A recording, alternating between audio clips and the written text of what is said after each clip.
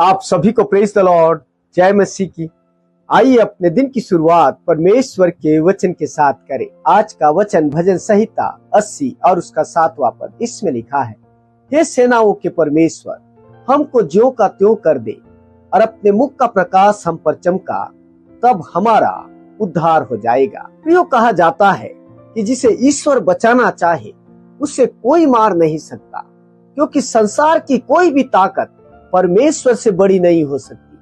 परमेश्वर के वचन में लिखा है कि यदि परमेश्वर हमारी ओर है तो मनुष्य हमारा क्या कर सकता है। परंतु यह भी सत्य है कि जिससे परमेश्वर दुखी हो जाए या जिस पर उसका क्रोध हो, उसे भी कोई उसके हाथ से बचा नहीं सकता, क्योंकि परमेश्वर के वचन में यह भी लिखा है कि जीवते परमेश्वर के हाथों में पड़ना भयंकर बात है। भजन 83 एक क्षमा याचना का गीत है।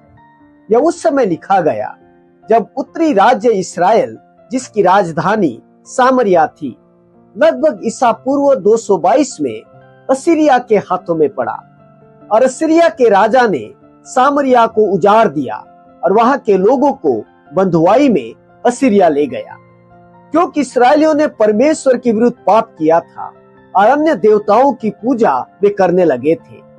इसलिए भजनकार यहोवा परमेश्वर से प्रार्थना कर रहा है कि वह उनके पापों को क्षमा करे और उन्हें ज्यों का त्यों कर दे।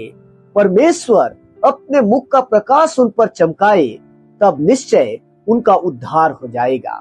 वह जानता था कि परमेश्वर को छोड़ और कोई भी उन्हें पुनः स्थापित नहीं कर सकता, क्योंकि परमेश्वर ही ने उन्हें मिस्र देश की गुलामी से छुड़ाकर कनान देश में बसाया था, परंतु अब वे उजड़ चुके हैं और अत्यंत पीड़ा में हैं। प्रिय भाई और बहनों, भजनकार चाहता था कि परमेश्वर उन पर अपने मुख का प्रकाश चमकाए, उन्हें फिर से जीवित करे, ताकि वे परमेश्वर से प्रार्थना कर सके। हम हमेशा स्मरण रखें, पश्चाताप में बड़ी ताकत होती है। ऐसा नहीं है कि परमेश्वर हमारी दुर्दशा देख नहीं सकता या हमारी प्रार्थना सुन नहीं सकता, परंतु हमारे ही पाप हमें परमेश्वर से दूर कर देते हैं। परमेश्वर ने कहा है कि यदि तुम मेरी ओर मुड़ोगे तो मैं तुम्हारी ओर मुड़ूंगा, तुम्हारी प्रार्थनाओं को सुनूंगा और तुम्हें ज्यों का त्यों कर दूंगा। इसलिए आइए, देर न करें, अपने पापों को मान ले। हम व्यर्थ में दुख क्यों उठा रहे हैं? हम क्यों पीड़ा में हैं? परमेश्वर दयालु, अनुग्रहकारी और दुख देकर पछताने वाला है।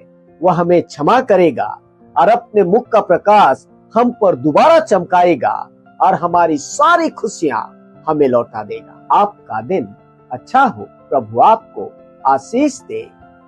आमीन।